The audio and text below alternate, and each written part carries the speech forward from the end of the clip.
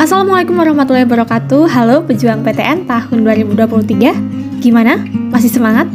Harus dong ya. Oke, selamat datang di YouTube channel aku, Ajeng Septin. Selain semangat, sebagai peserta kita juga harus selalu mengetahui perkembangan dan melakukan serangkaian persiapan tentang seleksi ya, yang meliputi berkas administrasi, pemahaman materi dan juga informasi penting terkait seleksi, seperti misalnya daya tampung dan juga jadwal masuk PTN tahun 2023. Seperti yang kita ketahui bahwa seleksi masuk perguruan tinggi negeri tahun 2023 itu terdiri dari SNBP yang merupakan seleksi prestasi, SNBT seleksi tes, dan juga seleksi mandiri yang tentunya jenis seleksinya lebih bervariasi ya, karena memang kebijakannya itu sudah diserahkan pada masing-masing perguruan tinggi negeri. Meskipun berbeda-beda, pelaksanaan ketiga tes tersebut memiliki aturan yang harus dilaksanakan. Adapun aturannya itu terkait dengan kuota dan juga daya tampung peserta yang akan diterima dan juga waktu seleksinya. Tapi sebelum itu, kalian juga harus tahu terlebih dahulu apa itu PTN-BH, karena nanti ada perbedaan antara daya tampung PTN-BH dan juga PTN biasa. Perguruan Tinggi Negeri Berbadan Hukum atau PTN-BH ini merupakan kampus yang didirikan oleh pemerintah, memiliki wewenang untuk membuka dan menutup program studi serta berkonsultasi dengan menteri dalam menetapkan tarif atau biaya pendidikan. Nah, berikut ini merupakan daftar PTN-BH yang ada di Indonesia.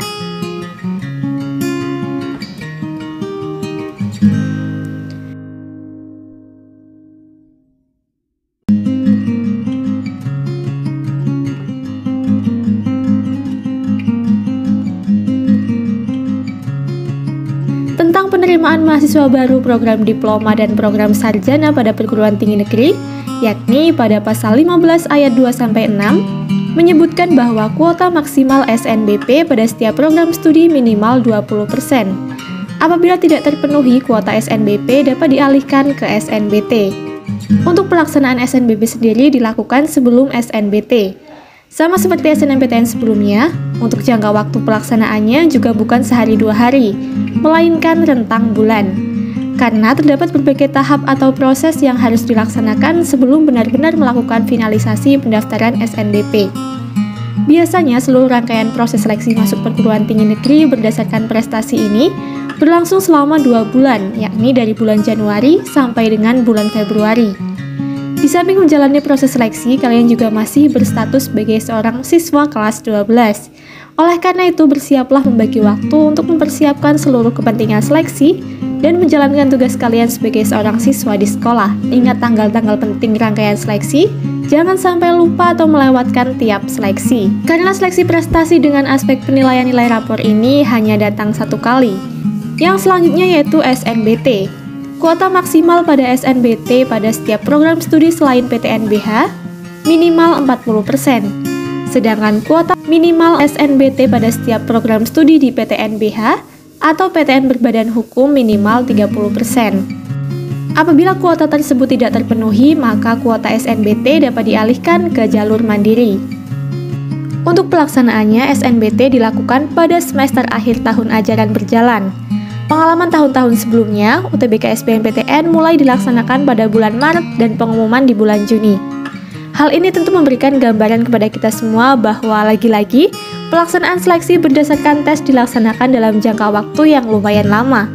Biasanya proses seleksi akan dimulai sebelum pengumuman kelulusan. Namun untuk waktu tes dan juga pengumumannya dilaksanakan setelah kalian mendapati pengumuman kelulusan. Sehingga di beberapa sekolah sudah mengeluarkan SKHU sementara sebagai berkas wajib yang harus dibawa peserta pada saat pelaksanaan ujian. Yang ketiga yakni ada seleksi mandiri. Kuota maksimal seleksi mandiri pada setiap program studi selain PTN-BH 30%. Sedangkan untuk kuota maksimal seleksi mandiri pada setiap program studi di PTN-BH atau PTN Berbadan Hukum 50%. Nah, untuk pelaksanaan waktunya memang cukup bervariasi. Ada yang mulai sejak Februari sampai dengan Agustus nanti. Kenapa begitu? Hal demikian tentu tidak terlepas dari wewenang masing-masing perguruan tinggi, karena seleksi mandiri merupakan seleksi yang wewenang mutlaknya dipegang masing-masing perguruan tinggi. Selain waktu pelaksanaannya yang bervariasi, jenis seleksi pada seleksi mandiri ini juga lebih bervariasi. Ada yang menggunakan nilai rapor, sertifikat kejuaraan, sertifikat organisasi, ujian tes, atau bahkan aspek lain yang mungkin tidak terduga sebelumnya. Untuk waktu pelaksanaannya pun lebih lama ya dibanding dengan seleksi lain.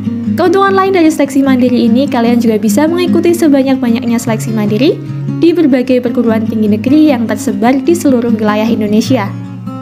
Gimana? Masih ada yang bingung? Kalau misalkan masih ada yang bingung, silahkan tulis pertanyaan kalian di kolom komentar ya.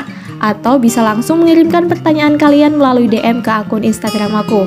Terima kasih sudah menyimak, mohon maaf apabila banyak kekurangan, semoga bermanfaat, dan wassalamualaikum warahmatullahi wabarakatuh.